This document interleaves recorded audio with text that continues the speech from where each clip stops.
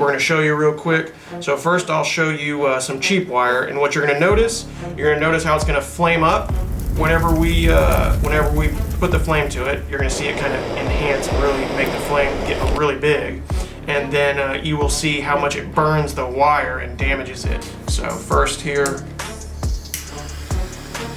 as you watch, so see that flame increases a lot, right?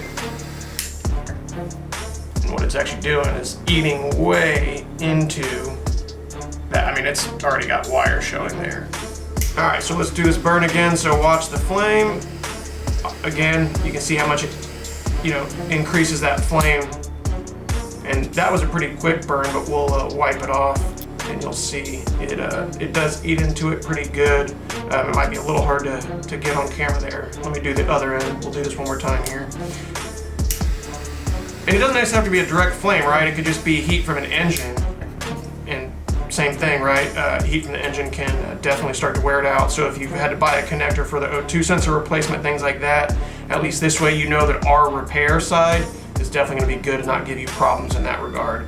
So that eats it right down. It's about to show the wire there, so that's definitely not good. Show you another wire here. So this is another cheaper wire that'll really catch flame, and so you'll see blue flame, and bam, it just increases right there. So we kind of clean that off. Gotta be careful here not to end up with third-degree burns. And but yeah, so that one, again, you might not be able to see it, but I can actually feel that it's already gone through there, and I can see the wire right there.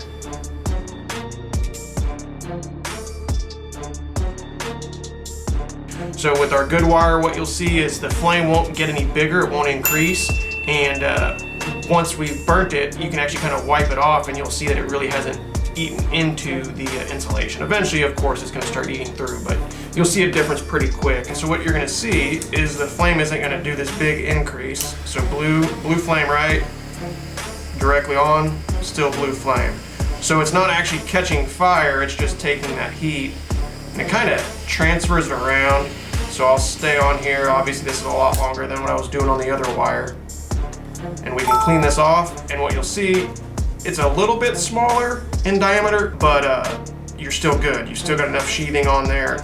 So again, this is kind of an extreme example, but what we use that for is, engine area, exhaust area, anything like that. And just takes a lot longer to break this down over time. And so this wire may break down a little quicker than our wire, just from standard, your ambient temperature outside.